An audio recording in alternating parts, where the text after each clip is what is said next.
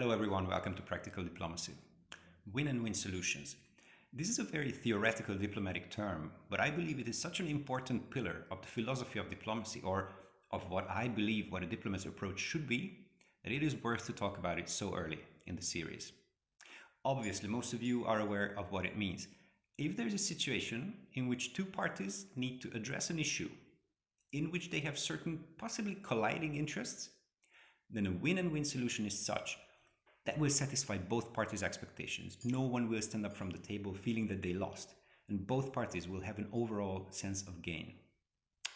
The easiest way to understand the quality of this is through looking at the opposing approach, the so-called zero-sum game.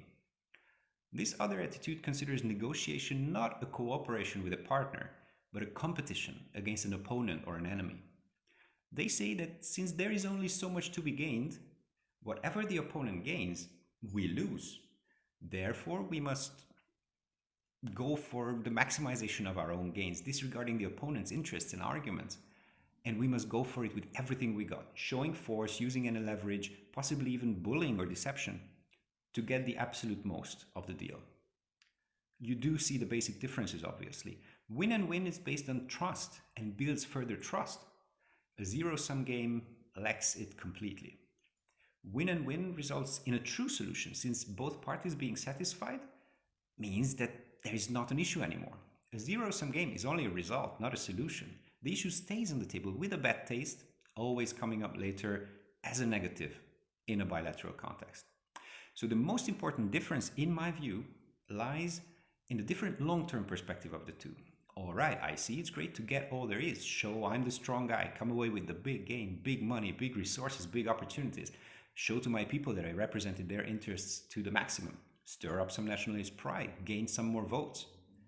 But the world doesn't end today. And there will be another day when the same partner, maybe even the same issue, will have to be faced again. And then I cannot count on any trust, I cannot count on any goodwill, I will have closed myself into a negative attitude setting. And in such settings, zero-sum games just repeat themselves. Can I win again?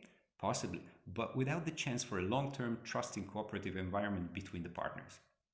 Worse even, those who only watched the first time, possibly the whole international community, will know what to expect from me. So this negative attitude setting will likely characterize all my future interactions. If I seek the win and win solution, all these drawbacks disappear.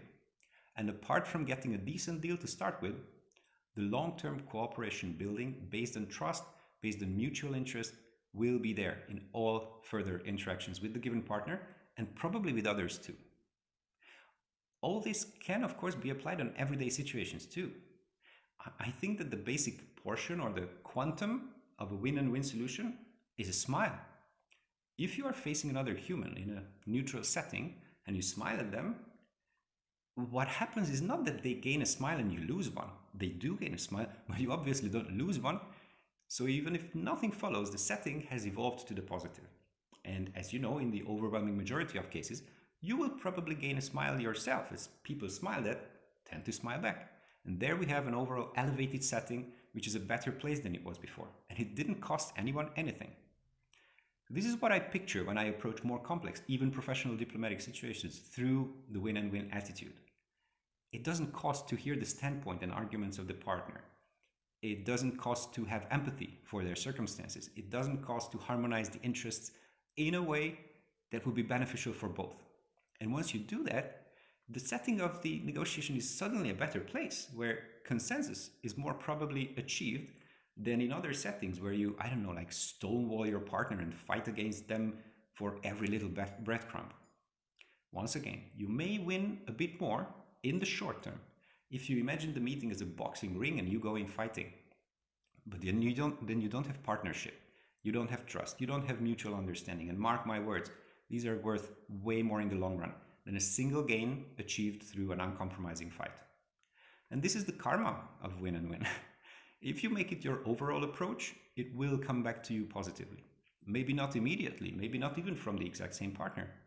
But in all my experiences, both professional experience as a diplomat and experience as a simple human individual, in the great balance of things, it does come back to you exponentially.